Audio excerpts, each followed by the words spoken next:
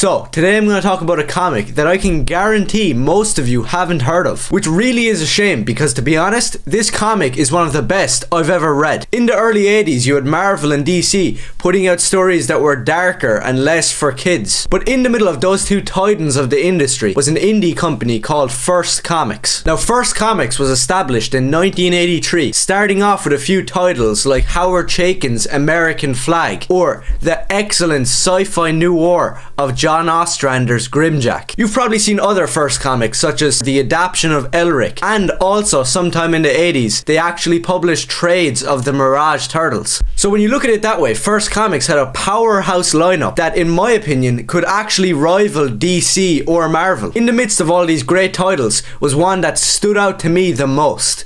That was Mike Grell's Jon Sable Freelance. As I mentioned in my Green Arrow video that you should go watch, Mike Grell worked on Green Arrow Green Lantern with Denny O'Neil, and when Green Arrow finally got his solo run, Mike Grell redefined the character in the best way possible that has never been matched by any other writer or artist. Now, I believe everybody should read his Green Arrow run as an essential for DC Comics and comic books in general, but I think that Jon Sable Freelance is Mike Grell's magnum opus. Being one of the beginning titles to start off First Comics, Jon Sable Freelance had to start off strong, and if you read issue 1, you'll know it most definitely did. How this comic went under the radar is a complete mystery to me, but I've never seen it get the credit that it most certainly does deserve. Mike Grell created the character of Jon Sable, a freelance mercenary soldier of fortune bounty hunter who resides in the grim noir New York City. This comic is less based in this otherworldly fantasy realm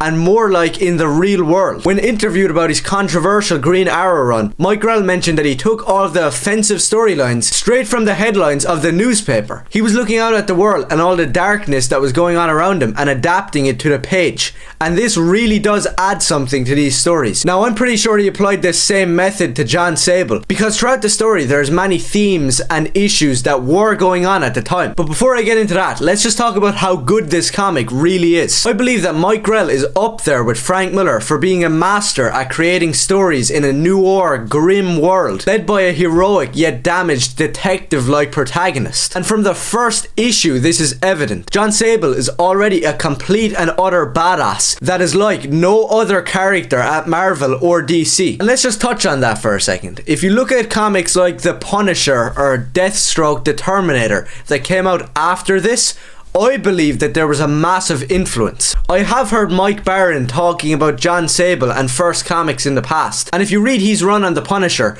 I do think that some things were taken, especially if you take Jon Sable's backstory, which is one of the best ever told in the medium. It really does resemble other characters like The Punisher. Now, I do know that The Punisher came out before Jon Sable in Spider-Man, but I'm talking about his solo run, which came after. Jon Sable's wife and 2 children were brutally taken away from him, and from that moment on, he becomes a vengeance-fueled killing machine. And it is not in some 90s grim, dark, edgy way. Instead, it's this sickening reality where when his kids and his wife gets taken away from him, it isn't nice. You don't just roll your eyes and go, oh, the obligatory family gets murdered, so he has to go on a rampage. No, this feels real. As opposed to Frank Castle, whose family got taken away from him as well. In some stories, it's told that ever since that day, Frank Castle died and the Punisher was born, which is pretty badass, and I'm not going to say that it isn't good, but in other stories it says that Frank Castle was always this maniac who wanted to end people, and that's why Jon Sable is ultimately better than all of these characters. He doesn't have the trope of by night he's Batman and by day he's Bruce Wayne. Instead, Jon Sable became a children's author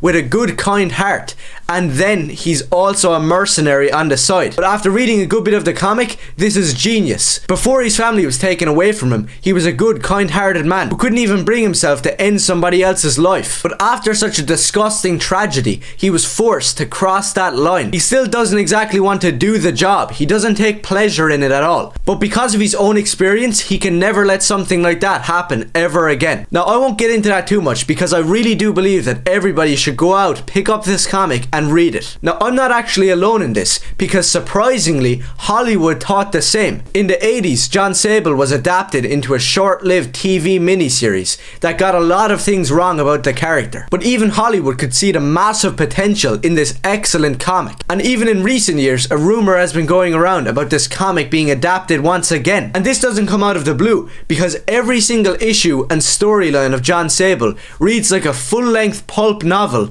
or an 80s action movie. Mike Grell wrote and drew Jon Sable, and not one page lacks in quality. Taking inspiration from Ian Fleming's James Bond, Mickey Spillane's Mike Hammer, Dashiell Hammett's Sam Spade, Jon Sable is one of the most unique comic characters out there. His character design is utterly badass. Whilst other heroes go around punching people or smacking them with a baton, Jon Sable wields a high-powered Mauser, dealing out justice in the noir alleyways, rooftops, and streets of New York City. As for his appearance, I don't know what influenced this, but my guess would be the absolutely awesome Roger Moore Bond film, Live and Let Die.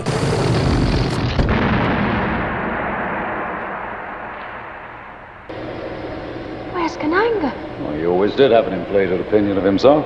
Now, some people might not agree with everything in Jon Sable, and I might be one of those people, but regardless of political stance, this comic is a masterpiece. As with Green Arrow, I think that Mike Grell has a philosophy to his stories. In his origin story, a statement is made about Sable, about how he doesn't discriminate if you're white or black. If you're causing others harm, if you're a terrorist, he will put a stop to it. And this is shown really early on, especially in issue 2, where he has to take care of a former SS soldier who was living in New York City. Now, this issue is highly entertaining, expertly written and drawn. Even though the actual political content may be a little bit skewed, you can't deny that the comic is amazing. If more comics back then and in the modern day took from the formula of Jon Sable Freelance, we'd be a lot better off. His stories feel like a pulpy detective or James Bond novel, where a beautiful girl is in trouble and comes to Sable for help, and reluctantly he is dragged into the grim underworld of New York City. Dropping all the formality and fancy words,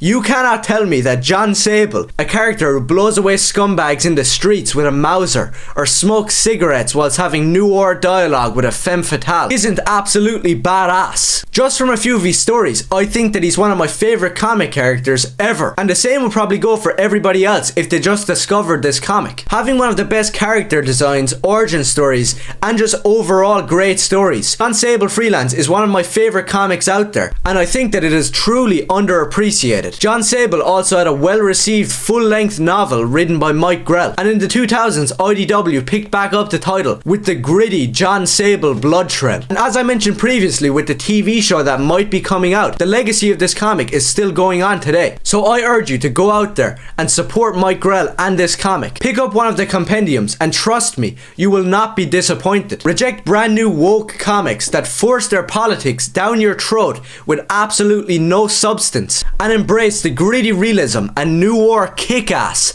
that is Jon Sable Freelance.